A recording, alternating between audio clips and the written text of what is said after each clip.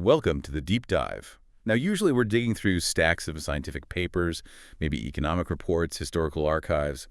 You know the drill. Right. Hard data, verifiable facts. Exactly. But today, our mission takes a bit of a turn, a really interesting one, actually. Yeah, this is different. Our listener, K. Brad Barfield, asked us specifically for something more. Fantastical. And they sent over this incredible source material. Honestly, it reads less like history and more like a field guide to a world that, well, that just shouldn't exist. It really does. We're shifting gears completely here. The sources lay out this incredibly detailed narrative. A hidden, highly advanced civilization living quite literally in the trees, hundreds of feet up. Above the Ouachita River Basin. That's the one. And while, yeah, it's not our usual verifiable stuff, the sheer depth of this account, you could almost call it fictional ethnography. It demands a serious look. It's just too detailed to ignore. So today we're diving deep into the secrets of the Cadolens. That's the name given in these sources, and they're not just, made-up people in a vacuum. They're described as the descendants of the Caddo and Quapaw peoples. Peoples indigenous to that very region. Right. But instead of being crushed by colonial expansion or the forced removals back in the 19th century, these sources say they went up, they ascended, found refuge and power in the canopy. Their whole civilization suspended within these colossal trees in what's now called the Greater Felsenthal Sanctuary. It's astonishing. So our mission today is to unpack the impossible. How could a culture like this, apparently so advanced, stay hidden for centuries, perfectly invisible? And not just hidden, but thriving, developing sophisticated technology, architecture, all while being part of the forest itself. We need to look at their vertical architecture, their geothermal tech, this unique spiritual bond they have with the environment. It's an extraordinary study in adaptation, really, maybe showing survival isn't always about conquest, but, integration. But that invisibility, seems like the clock's run out. We have to start with the modern evidence, right?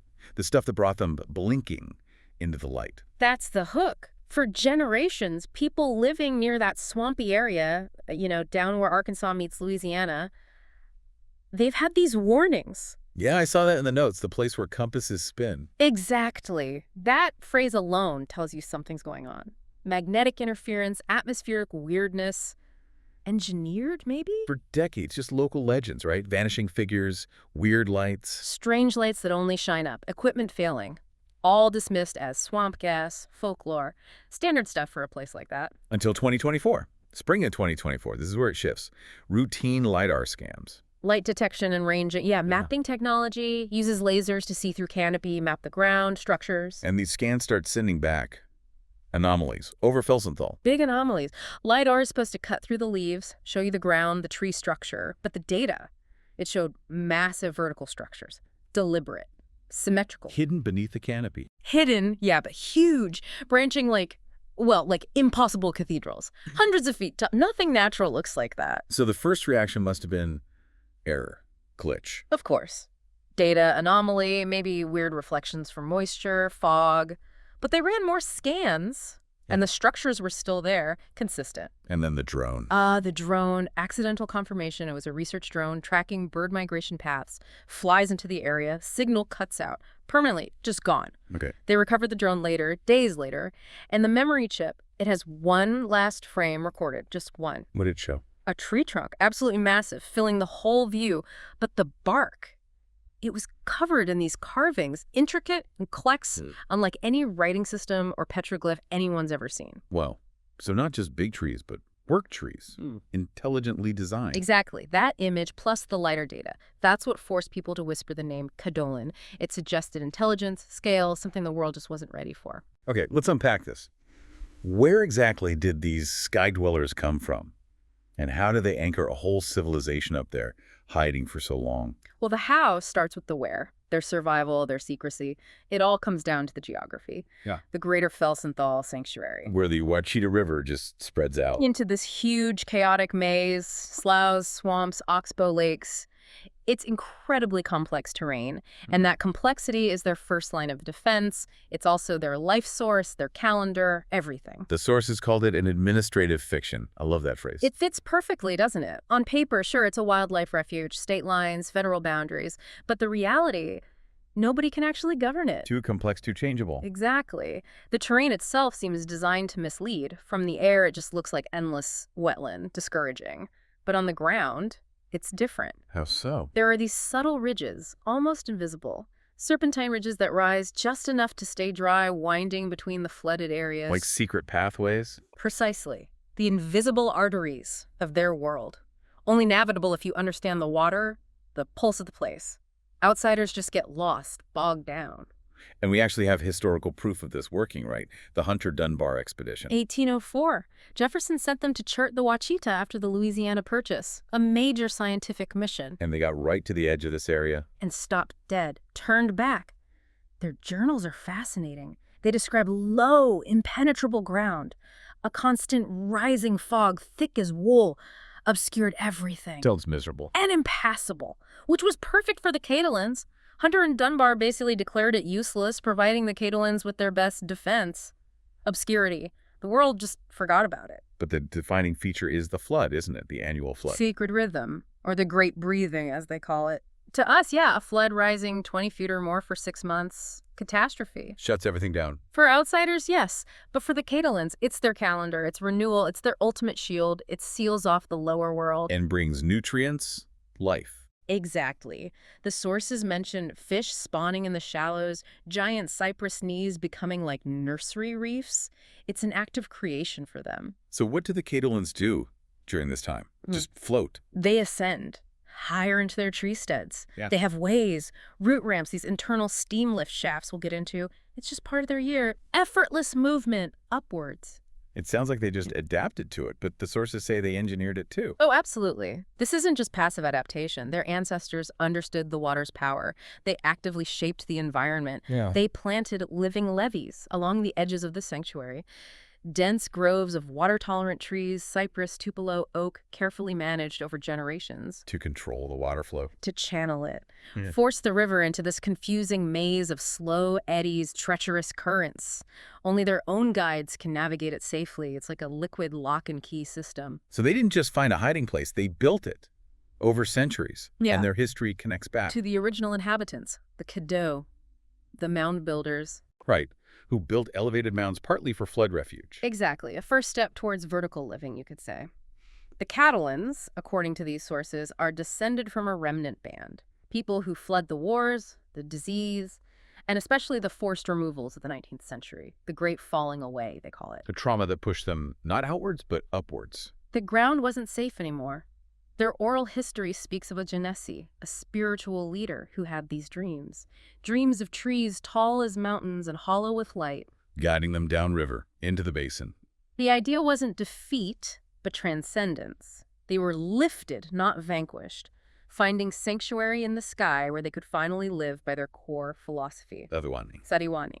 To persuade the living. It's beautiful, but it's also practical. It's their engineering principle. A constant dialogue with the forest. Treating the trees not as resources, things to cut down, but as elders, allies, living partners, this deep commitment to coexistence. That's the foundation for everything else, their architecture, their tech. It all stems from that. A fundamental shift. Don't impose your will, align with the forest's will. Which brings us to the sheer scale of what they built. Okay, so Sariwani is the guiding principle. But how is this vertical city even possible? Physically possible? We're talking structures 600, 800 feet tall, supporting whole communities. It starts literally from the ground up, or rather down. The soil of giants, the basin soil, this black loam, isn't just nutrient-rich from millennia of river deposits. Weedy mountains, right? Right. It's also loaded with specific minerals. Silica, quartz dust, volcanic traces, stuff that encourages gigantism in plants. So it's like reinforced soil, architecturally sound dirt? In a way, yeah. And then there's what they cultivate in the soil, the great rooting. This is key. The Cadolens root keepers manage this vast underground network, a mycorrhizal superstructure. Fungi, bacteria. Densely interwoven. Think of it like the forest's nervous system, but turbocharged. It exchanges nutrients between the soil and these massive trees way faster, way more efficiently than any normal forest. And this speeds everything up. Decomposition, too. Massively. The sources say fallen leaves, branches, they vanish in weeks, consumed by the microbial life, The forest is literally eating its own past Accelerated decomposition. and channeling those complex compounds into growth, allowing the trees to reach these impossible heights, gain incredible tensile strength, sometimes even using silica instead of just lignin for structure. Stronger, more flexible. And this cycle, it includes the Cadolens themselves. Deeply. Ancestry is fuel. When a Cadolen dies, they're returned to the root. Shallow burial near the base of a great tree.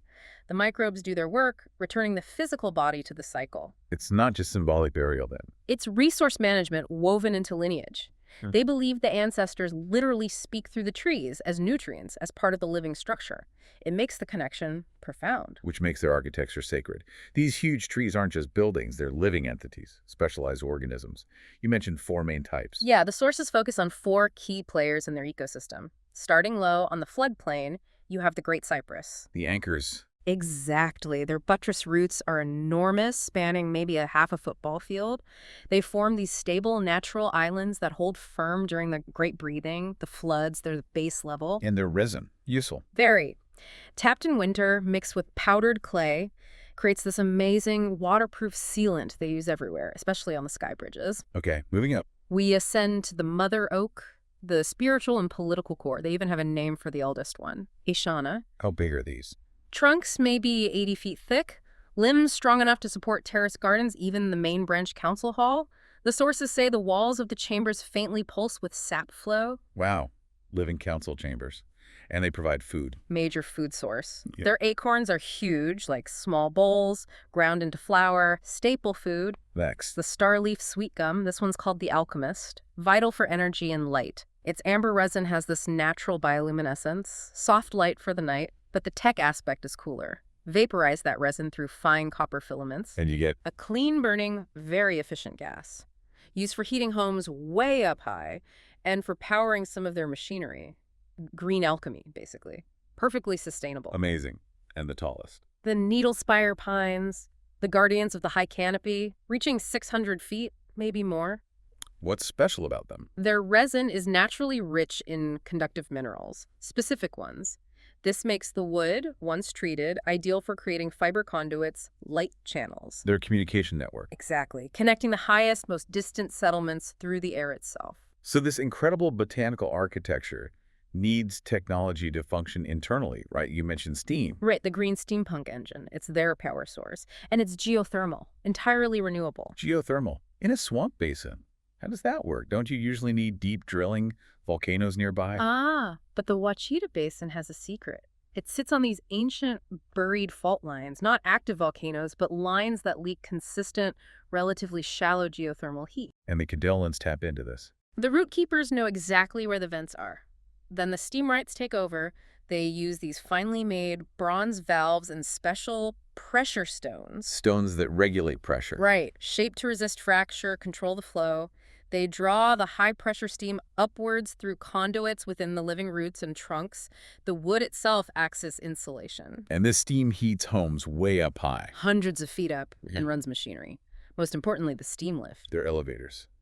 Inside the trees. Their core vertical transport, running inside the hollowed-out but reinforced cores of the giant trees. Okay, pause here. Steam power inside a living tree sounds dangerous, fire hazard, noise. The sources say it moves silently, like lungs. How? That's the Satyawani genius applied to mechanics. The cores aren't just hollow, they're lined with that super waterproof cypress resin mix, and they have root sensors constantly monitoring heat. Okay. The pistons use regulated steam pressure in airtight bronze chambers, and the lubricant, it's that thick, non-combustible resin from the starleaf sweet gum. No oil, no grease. Just tree products. And the silence comes from the scale and the rhythm. It's not explosive steam power like our old engines. It's slow, deliberate, massive piston strokes, governed by the tree's own natural pace. Gentle, regulated pressure. Organic technology. Wow. And the actual building. The structures themselves. That's the work of the tree shapers. They embody Satyawani. No saws, no axes. They use steam-bending, carefully applied steam to make branches pliable and resin alchemy. To persuade. Exactly. Persuade branches, vines, even trunks to grow into specific shapes over years. Bridges, dwellings, stairs. They're grown, guided into form, not cut and nailed together. It's architecture as cultivation. Mind-blowing integration, hard to even picture. And that integration extends to their governance. The mother trees, especially Shana, the ancient oak, they're not just locations, they're active participants, the political and spiritual heart. Governance happens inside the trees. Within their living chambers, yes. And the trees themselves are seen as holding the law, the collective memory. The system is consensus-based, run by elders. The branch council, yes, composed of Kanaha elder matrons. And they don't vote. Decisions require achieving what they call settling into stillness. Meaning they discuss, meditate, deliberate, until every single member reaches this internal state of non-resistance, complete agreement felt deep within. How do they know when they've reached it? The mother tree tells them. If the decision is right, the sources say the sap flow inside the chamber walls visibly calms, goes still. The air cools to a specific noticeable degree. And if it's wrong? The sap might darken, the air gets agitated, the internal rhythms feel off. The living environment itself rejects the proposal. So the leader, the high-seat caddy, they aren't really a ruler. More like an interpreter. Their main job is to read the health of the mother trees. Changes in sap color, root, rhythm. Those are signs of imbalance, ecological or spiritual. A sign the caddy might need to step down. Exactly. If the harmony's broken, it reflects on the leadership. They failed Sariwani. It's a profound responsibility tied directly to the ecosystem's health. And how do they communicate across this vast vertical city, especially during the flood season? Through sap tones. It's ingenious. They figured out that by tapping specific points on the interconnected root network. The big underground web. Right. Tapping with precise rhythms generates these subtle vibrations, almost infrasound pulses. And those travel. Through the roots, through the fungal network, for miles. Carrying warnings, summoning the council, coordinating efforts.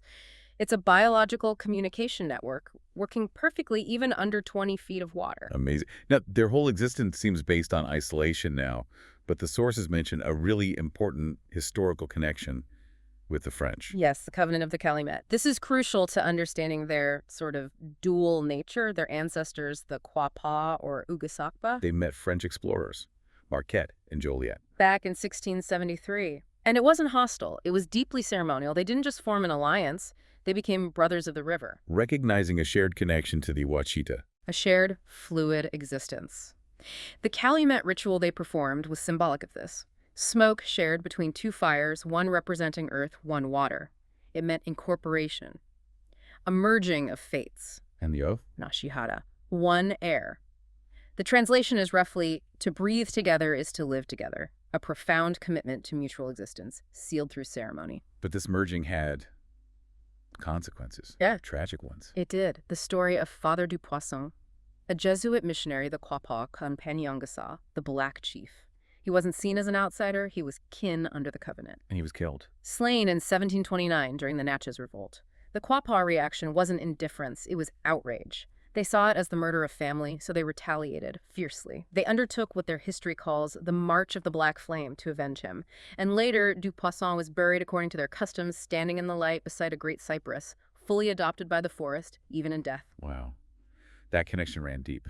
And it led to... It solidified what the sources call the Saracen Oath, likely a reference to the French connection, and led to the Guardians of the Flood, a specific warrior order. Made up of... Often those from mixed French and Quapaw bloodlines. They fought together in later conflicts like the Chickasaw Wars, a time the Cadolens remember as the time of the Twin Fires.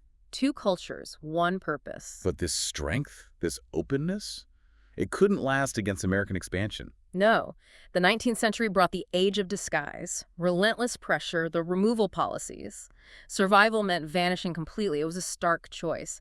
To live, they had to be forgotten. How did they manage that? Physically. They engineered invisibility, created mirrors using things like polished bark, reflective resin layers to create optical illusions, confuse the eye, break up shapes. Clever and more advanced techniques. The shroud network. This was serious bioengineering. Complex resin lenses placed high in the canopy, cooled chambers using evaporation principles, all designed to bend light, absorb heat signatures. Making the swamp seem cursed to anyone using early survey tech. Exactly. Making their core territory look like a dark, cold, unusable anomaly on any map. Heat sensors wouldn't register life. Directional instruments would go haywire. And culturally. The folding of names. A deliberate strategy. If encountered, they'd adopt the customs, the dress, even the dialect of other local tribes, or maybe seem like isolated trappers or travelers, anything to deflect attention from their unique vertical society. The forest literally closed its eyes and they faded from the record. And that skill for concealment carried right into the modern era. But the threats changed. It wasn't just explorers anymore, it was surveillance tech, bureaucracy. What's fascinating here is how they weaponize bureaucracy itself. Weaponized bureaucracy, how do you even do that? By understanding the system better than the system understood itself. The sources credit a matriarch, Isha the Mapper, back in the early 20th century. What did she do? She subtly influenced the process when the Felsenthal and overflow areas were being designated as wildlife refuges. Gently guided the path. To include their core territory. Exactly. Push for the most complex, flood-prone, seemingly unusable tracts to get permanent protection status. Conservation became their fortress. The great misunderstanding. Believing it's preserved wilderness. When it's actually a preserved city. Bureaucratic lines on a map became a stronger defense than any wall. Genius, really. And against modern tech. Satellites, drones. They adapted again, learned to manipulate the data. They cultivate specific types of dense vegetation known to scatter infrared light, messing up thermal imaging. Making it hard to see heat signatures from above. Very hard. And remember those geothermal vents and the steam? They use controlled releases, create localized steam plumes at canopy level. To mimic fog. Or massive water reflections, enough to confuse automated sensors, fill the data stream with noise, make the area unreadable, digitally useless. The sources call the heart of the basin a digital mirage. It's there, but the data says it isn't, or that it's something else entirely. Precisely. And they maintain social camouflage too. The ghosts of the grid. What's that? Creating placeholder identities. Little blips in official records. Entries in old census data as seasonal workers, maybe recreational trappers, forestry consultants. Enough to explain an occasional footprint or resource use, but never enough to trigger real scrutiny, just background noise. Incredible layers of defense. But internally, their own technology was evolving too. Exponentially. Moving beyond those sap tones. They tapped into the true Wi-Fi among the pines. It is. The forest's own network, that silver lattice of fungal hyphae, the mycelium connecting all the roots. It's a living biological web. Transmitting. Light, vibration, electrical pulses, it's living circuitry. The Cadolens Wood Wide Web. How do they log on? It's physiological. Through a ritual called Resonance Weekend, they literally align their breath, their heartbeat with the forest's natural frequency. A deep synchronization. Wow. Connecting mind and body to the network. What about storing information? This is where it gets really wild. Quantum sap and memory rings. Inside the mother trees, there are these crystalline resin deposits. The sources describe them as acting like organic qubits. Qubits, like in quantum computing, holding multiple states at once. Kind of. The idea is these crystals allow information memories, data, to fold through time. Meaning? When they input something into the tree, it's not just stored for now, it's somehow accessible to the tree's future self.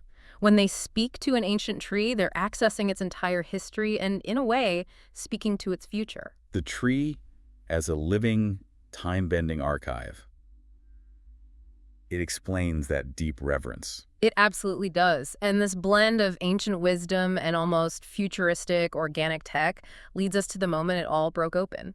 The unblinking eye. The lighter scans. The ones sophisticated enough to see past the basic defenses, revealing that huge symmetrical spiral 2 miles across. Undeniable proof of massive intelligent structure.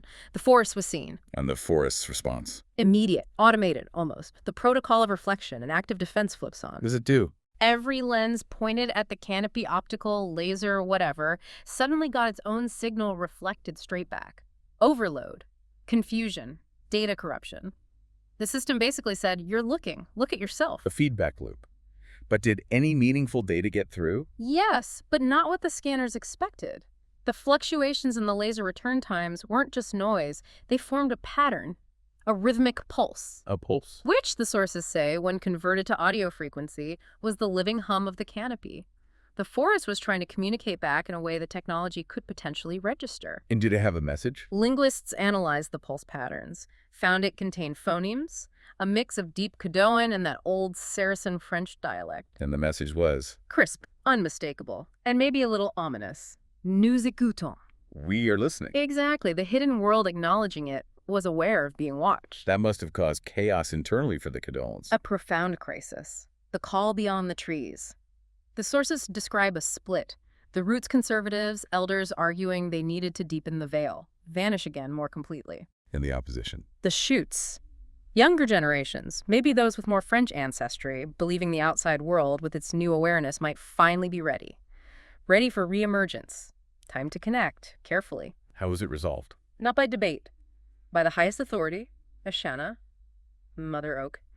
It began to glow, intensely, and showed a vision or perhaps a bioluminescent pattern. The twin breath. Meeting. One spiral of light ascending, representing the shoots, reaching out.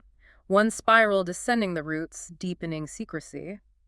The tree itself declared both paths were necessary for survival now. The compromise dictated by the forest. Which led to a structural division. You now have the branches of shadow dedicated to maintaining secrecy, protecting the physical sanctuary, utter invisibility. And the others. The branches of light, tasked with a quiet diaspora, entering the outside world. As ambassadors. Not exactly. As stewards of the breath. They integrate into our world as ecologists, programmers, urban planners, foresters, carrying Catalan knowledge, the Saduani perspective, into our systems. Without revealing who they are. That's the goal. Their new purpose, maybe the most fascinating part. To be known without being seen. Seeding their wisdom into our world. Hoping to gently guide us without ever sacrificing their home. #outro.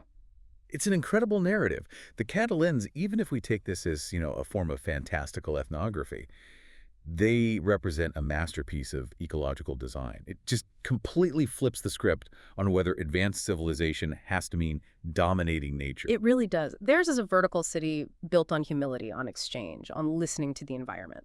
And tying it back maybe to our listener, K. Brad Barfield, the learner, the Cadolens really show that history isn't some straight line, is it? Especially for peoples who choose adaptation over conquest. It loops, it flows, like water through roots, like sap through trees. Their story reflects what that specific landscape, the Ouachita Basin, has always done. Transform, endure, teach. It's a radical blueprint, maybe, for how we could live. Survival through symbiosis, not domination. And if those branches of light are out there now, like the sources suggest, guiding foresters into level 2 forestry, integrating fungal cultures, root sensors. That's Cadolen tech quietly infiltrating our world. Which, yeah, raises an important question. The sources hint the forest itself, that mycelial network, is learning, adapting to our digital signals, maybe even sending out its own data packets now. The Wi-Fi among the pines. Could that eventually become the only truly sustainable global network? Because it's alive. And if we connect this to the bigger picture, what responsibility do we have when the unseen world, a world we tried to map and control, finally chooses to blink back, offering us maybe a choice between continuing to dominate or learning, finally, to partner?